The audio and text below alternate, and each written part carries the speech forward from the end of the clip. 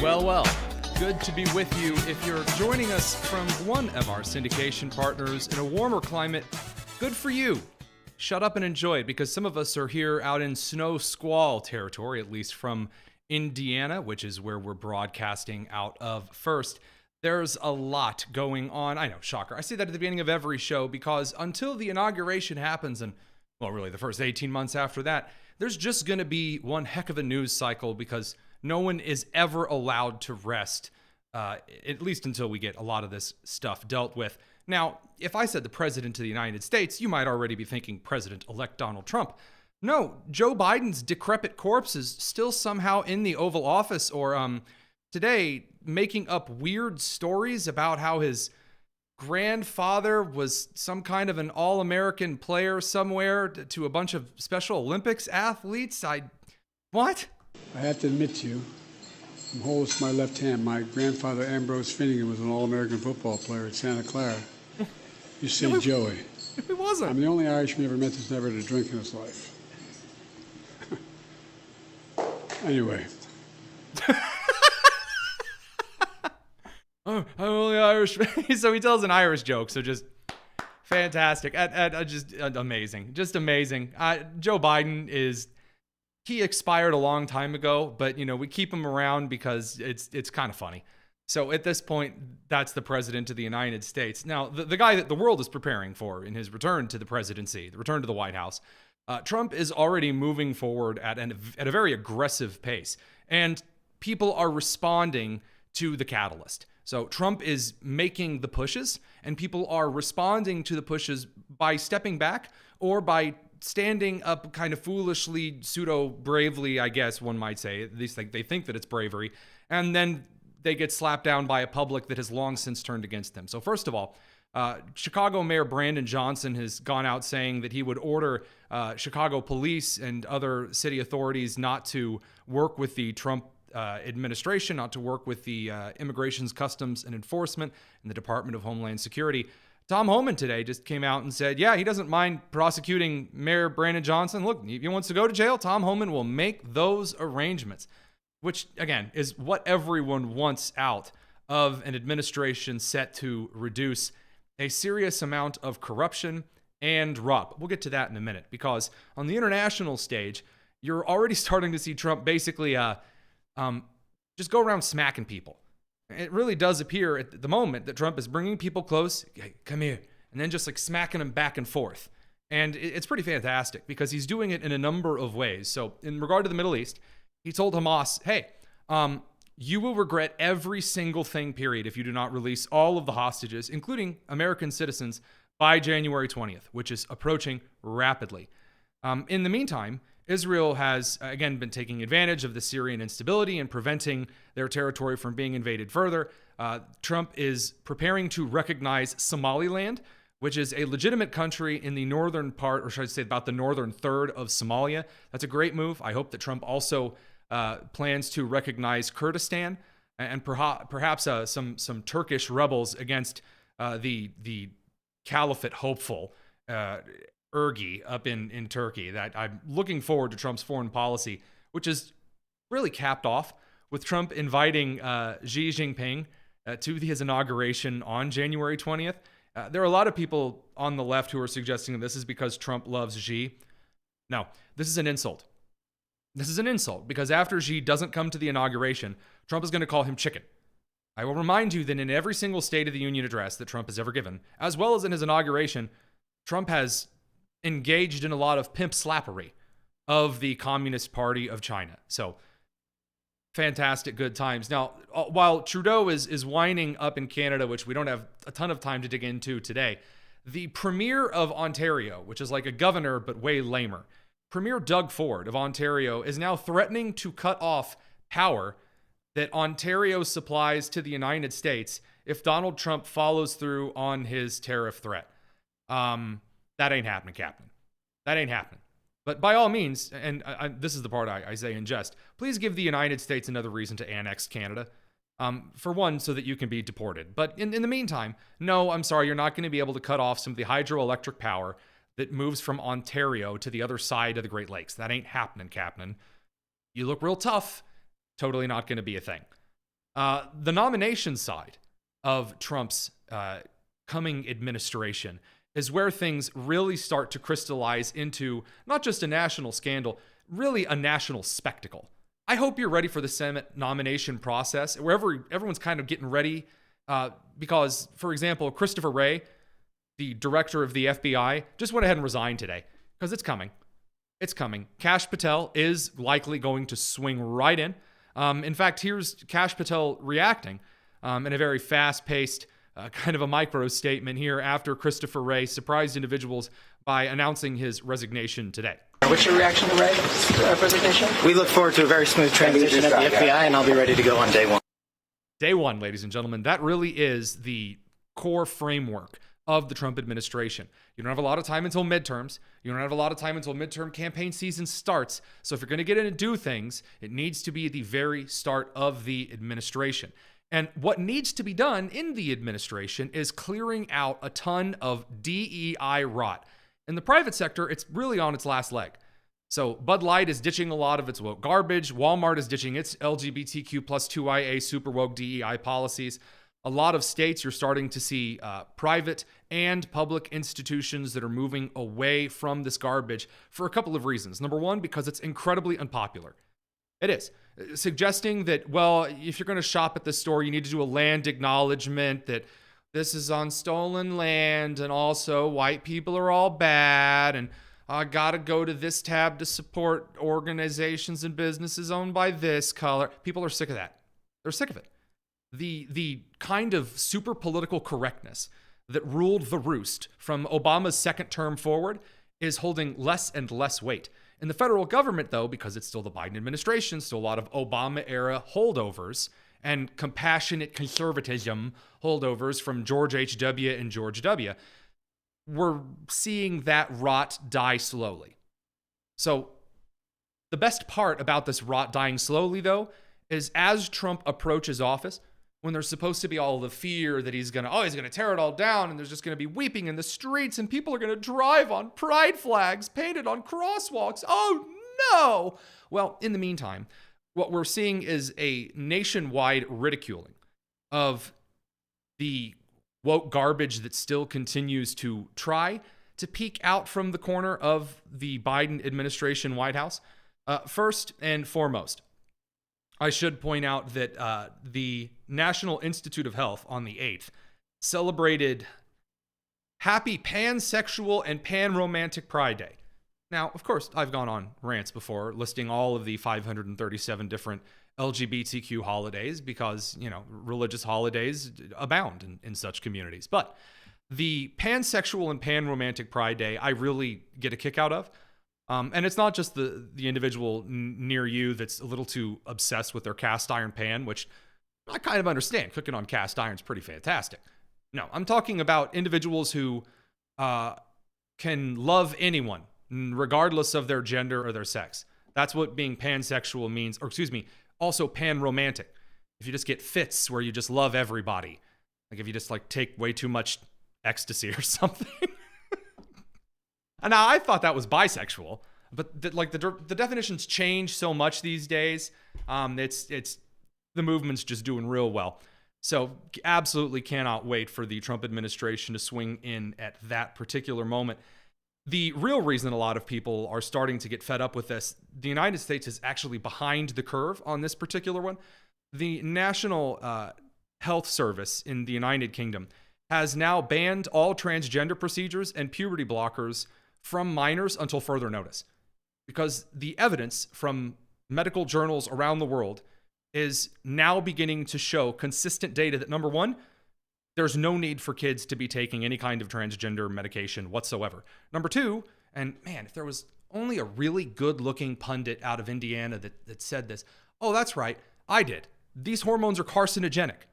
Well, remind everyone for, I'm sure, not the last time, that when you give a woman in her 40s, 50s, 60s menopause medication, you have to warn her that she is at a 5 times as likely chance to get cancer due to the hormones that she's given to mitigate the effects of menopause. Those same hormones that are given to kids, in developmental stages where there are a lot of specialized cells that are being grown, for example, in the development of the femurs, through those growth spurts, put kids at likely a much higher risk of cancer. That's one of the reasons that the NHS has banned it. Meanwhile, the Montana Supreme Court has just ruled that its state is not allowed to ban transgender procedures, but the Supreme Court, again, still deliberating on the case regarding Tennessee's ban of transgender procedures for minors.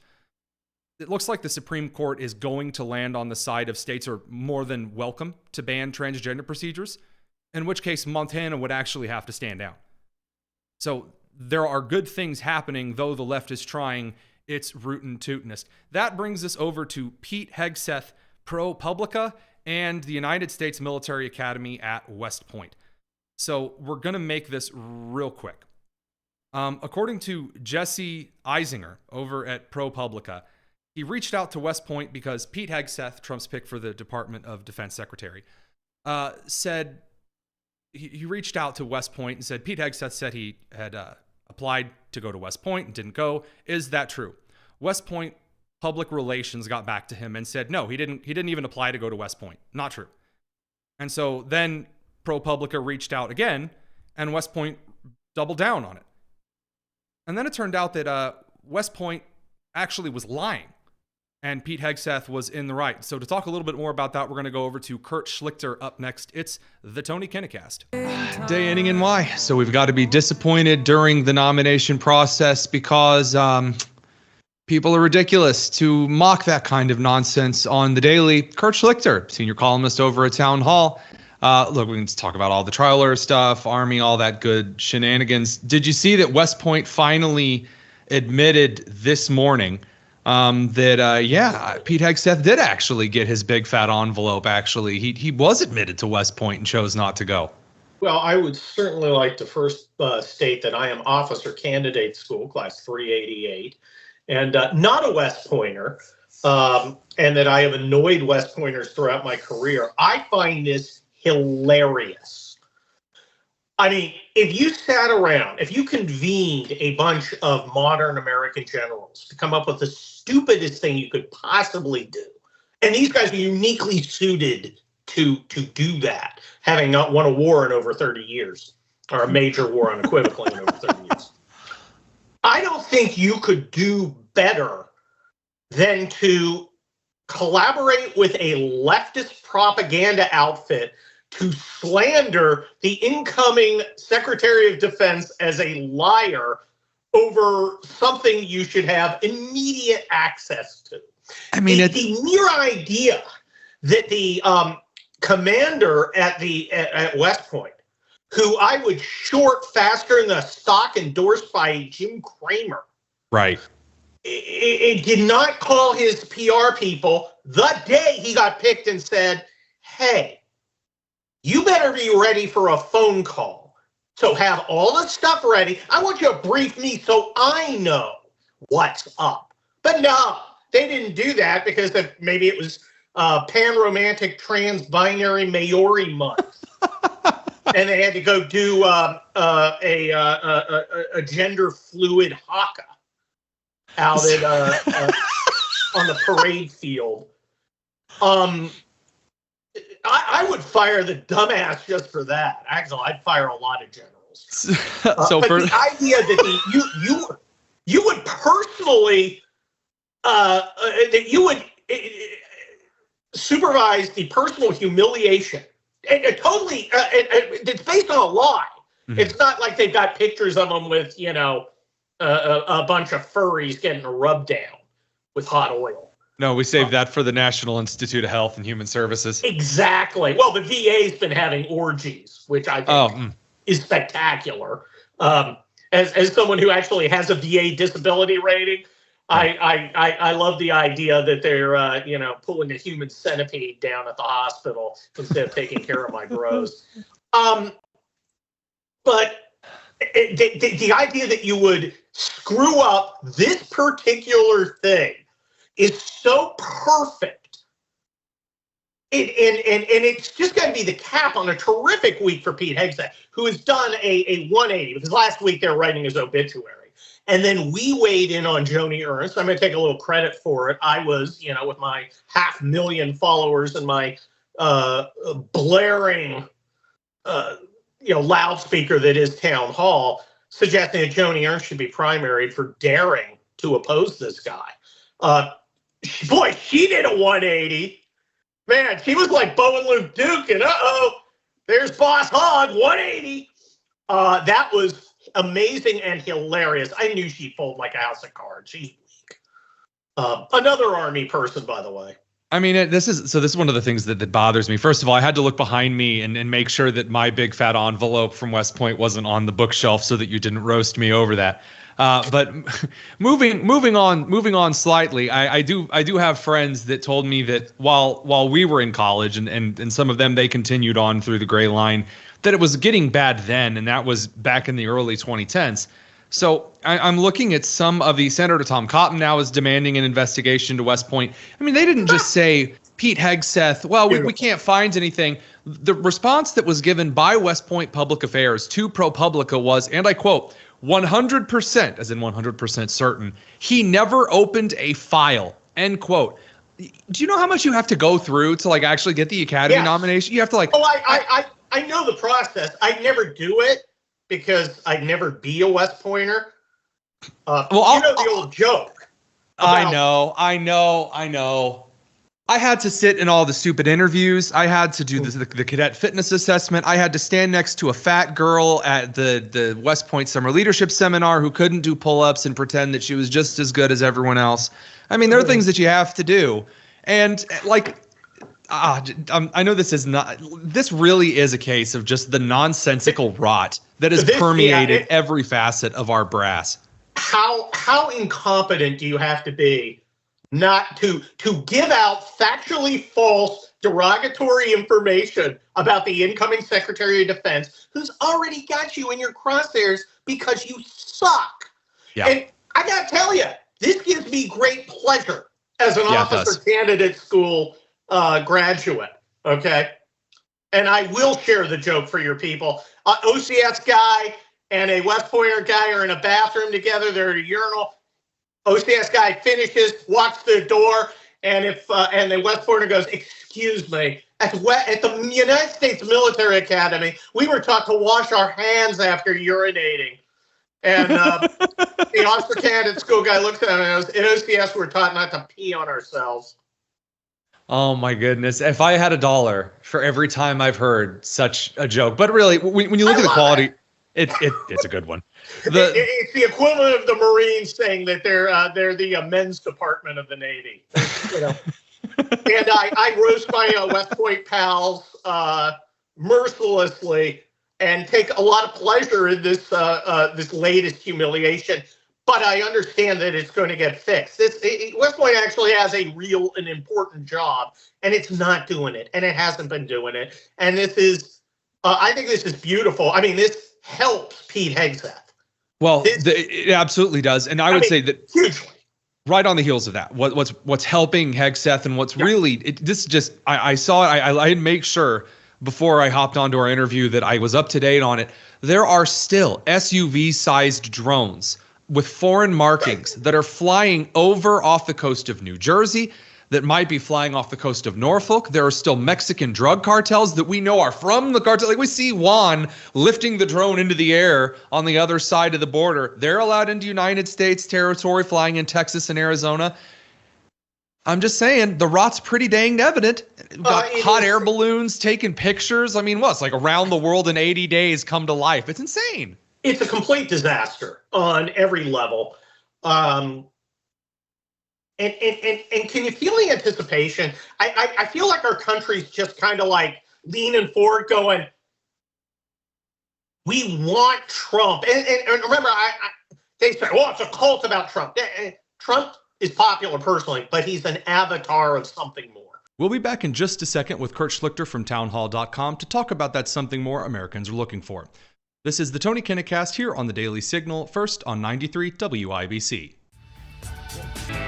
Welcome back to the Tony Kinnecast. We're here with Kurt Schlichter from townhall.com, talking a little bit about the rot in agencies like the United States military academies, and how guys like Pete Hegseth is coming to sweep that up, as are all of the Trump appointments at the present time. Kurt, you were talking about how Trump is not just someone that Americans are excited for. A lot of people accuse those around him of being part of a cult or whatever, but that you're suggesting Trump is like an avatar for something greater. He's an avatar of American greatness. Now, I'm old AF, right? 388, I'm old. That was my that's class like version. you guys I think we're doing drill with muskets. Yeah, we still had A1s. Okay. I'm not kidding. We had M16 A1s and helmets with helmet liners. We didn't have the Kevlars when I went through OCS. But the 80s was such an the feeling to be an American during the 80s with the economy booming, and it never occurred to you that you couldn't go out and be successful. I mean, it was never occurred to you that you couldn't go out and do what you wanted. It was an exciting time. I mean, you had Miami Vice on TV. Look at the music that came out of it. It wasn't just we had a good president. It was America's back after the 70s. We're who we are supposed to be. Even our popular culture, Bruce Willis, Sly, pre-woke, pre-fat, ugly, made Stallone, Schwarzenegger. Right. I mean, right. It was an exciting time. It wasn't perfect. What's perfect? But there was no race stuff. That was like relegated to the corners of college campuses. Even when you were at college, you just laughed at it because your friends were your friends. It didn't matter. This stuff, and we want that back. We want it. I realized that, except for a few years under Trump, nobody who came of age before 9/11 has ever felt that vibe of American, even economic greatness, much less general greatness. And this country's aching for it, man. We want it. And we got 41 more days with this bizarre stick figure.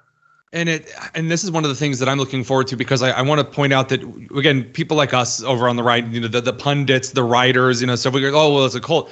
I seem to remember that we criticize the bad decisions all the time that Trump make, or press secretary says something dumb or whatever. We're out there criticizing it, but it's because I see the rot over the last couple of decades, because again, you had George H.W. Bush's compassionate, fluffy duff conservatism, and then Bush's right after, and just all this goobery nonsense. People just want the good stuff back. And that's why the transition polls right now, no one's talking about him. Trump's in the mid-60s on like CNN polls in the transition process. People want to be done with Biden. But more importantly, again, Biden's an avatar too. He's a bad person. Yeah, I dislike him personally.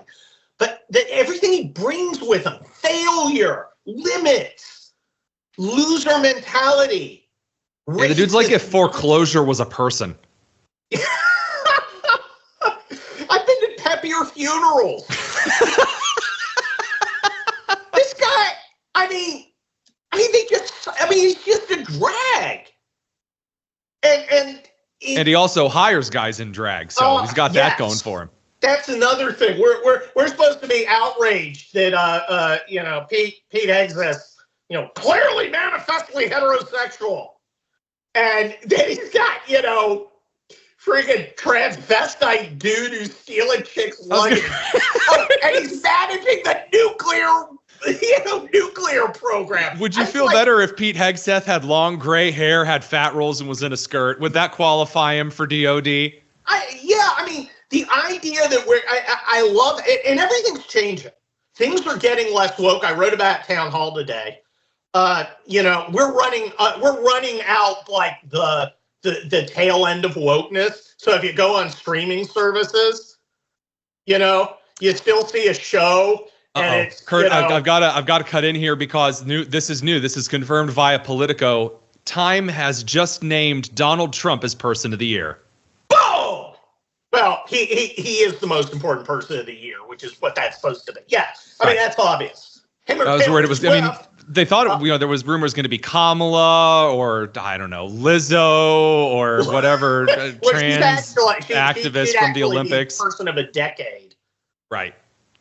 Just a unique figure bringing back that 80s vibe. That's a great way to put it. I really like that. Yeah, and that's I mean, if you didn't live through the 80s, you certainly heard the music, and the music is emblematic because that's the culture.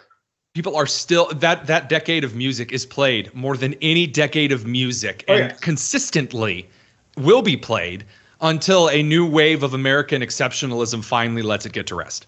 Yes, because it's good and it's fun and it's exciting, and there's possibilities. I'm tired of these mediocrities telling me I've got limits.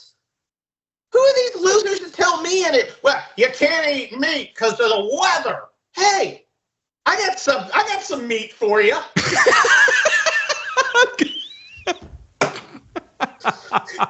You know, what I love about bringing you on is that I can always see my producer in the background.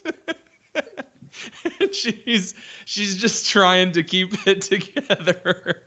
Kurt Schlichter, townhall.com. Dude, thanks for coming on, man. It's always a blast to hear you just roast the absolute fools just all over. Well, look, it's not like they're in short supply. It's like tripping a crippled kid. We'll be back in a second. It's the Tony Kinnett Cast. Welcome back to the Tony Kinnett Cast here on the Daily Signal, nationally syndicated throughout our radio, live stream, TV partners. The United States Senate is truly America's clown show for a couple of reasons. Number one, because right now, and although I guess that's not really different from normal, right now it basically is just a chaotic reality TV show. Like kind of the end of the first season when there's like all the different drama points are coming together and they're starting to kick people off of the show, and there's all kinds of nutcases running around, and the whole episode's just insane. That's the United States Senate, which is wild because in the United States, we don't have a nobility class officially. So whereas in monarchical societies, there are dukes and duchesses and barons and baronesses and counts, like one, and countesses. I guess it's like one, those are kind of classes of nobility who are in charge of areas with kind of family generational joie de vivre. In the United States, we have senators. Now, in the past, United States senators were supposed to be elected by their state legislatures so that they could represent the wills of their state. And one of the main reasons for that is because an individual trying to represent an entire massive geographic area and population the size of a United States state is next to impossible. And so over time, as American politics has become a big political game show, the senators have become more and more like reality TV stars, and it has caused some weird counterbalance swings, while at the same time turning into probably the most vomit-inducing reality show in politics. Now, I want to make this incredibly clear. The Jerry Springer show in the House of Representatives, in which Jasmine Crockett is like whipping her head back and forth in a racist rant, or, you've got Marjorie Taylor Greene facing off against AOC going, baby girl, and all that other kind of nonsense. That's entertaining. Because, every once in a while you got to turn on Cops or Jerry Springer and remind yourself, how good it is to, have parents. But in the meantime, we're going to talk about the Senate, which is just painful to watch because the Senate is in charge of confirming justices, is in charge of confirming the nominations to those who actually rule in the United States, being the heads of bureaucratic agencies. And there are a couple of senators right now who are desperate for attention. It's kind of a misnomer because every senator is kind of desperate for attention. That's like a requirement to be senator. A senator is just, if I get enough popularity, then I can run for president. That's really all there is to being a senator. So we're going to go through some of the recent drama. Again, the Senate is in complete chaos. It has a lot of work to do, and yet it's just in like junior high girl fist fight mode.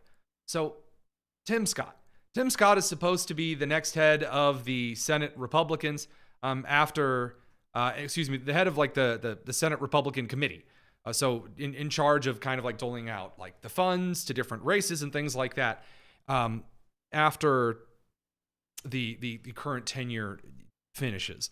Tim Scott is getting a lot of flack because the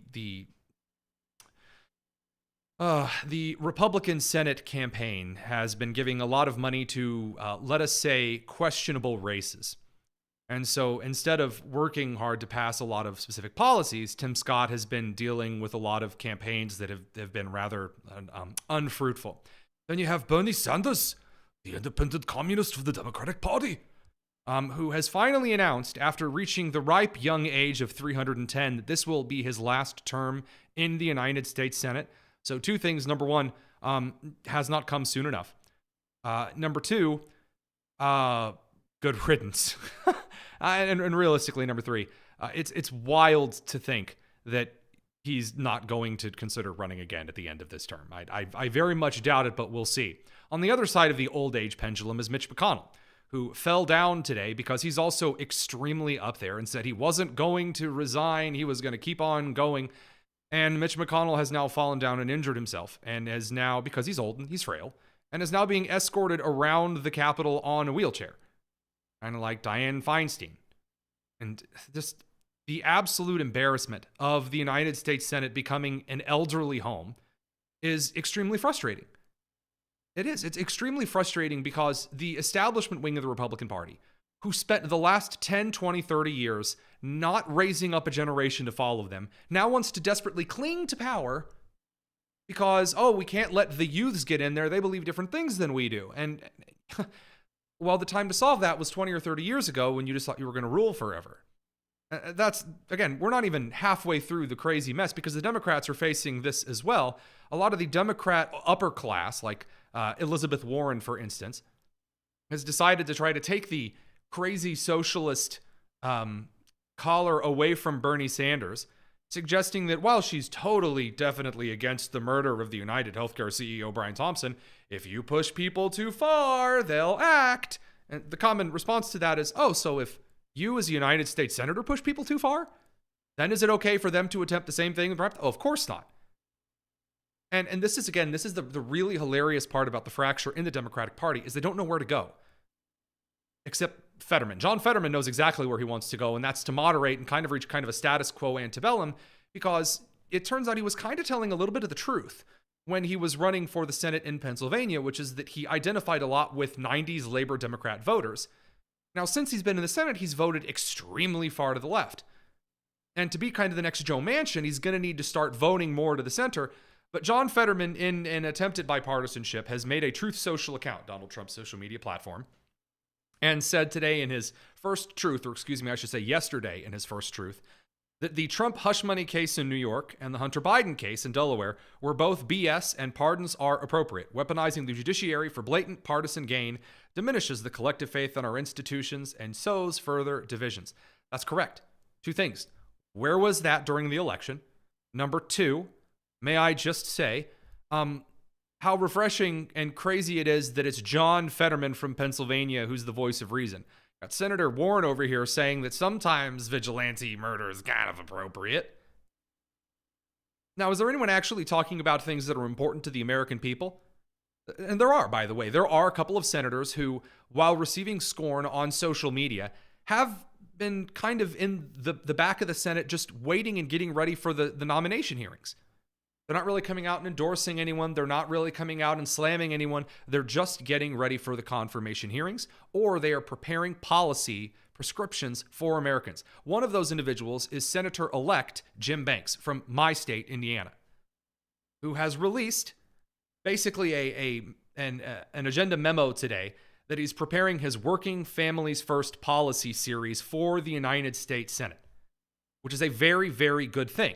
Because since Senator J.D. Vance has now become Vice President-elect J.D. Vance, that kind of pro-Midwestern industry policy was going to be left to who? John Fetterman?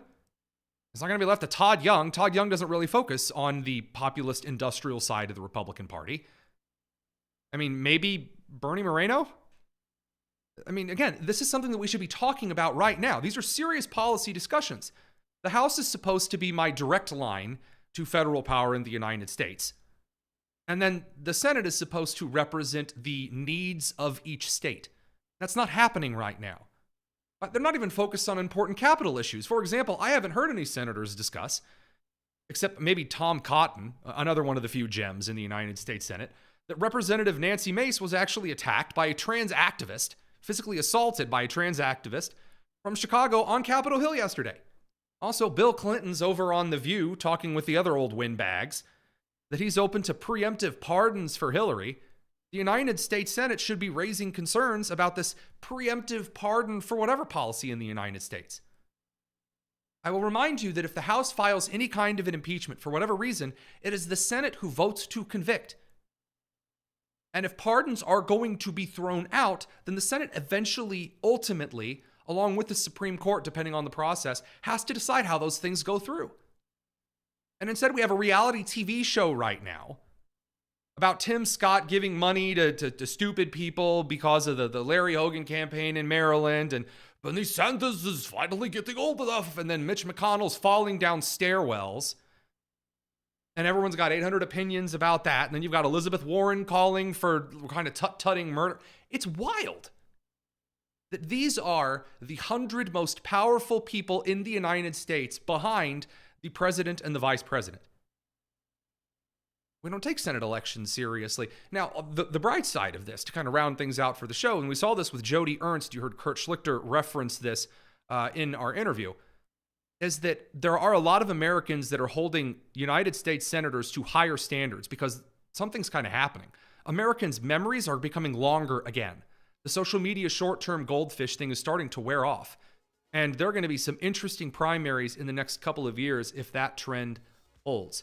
We'll be back tomorrow with a few more interesting points of news, a little bit of awful tweets, and what you need to do to prepare for this wonderful holiday season. It's the Tony Kennicast here on the Daily Signal and 93 WIBC. Take care.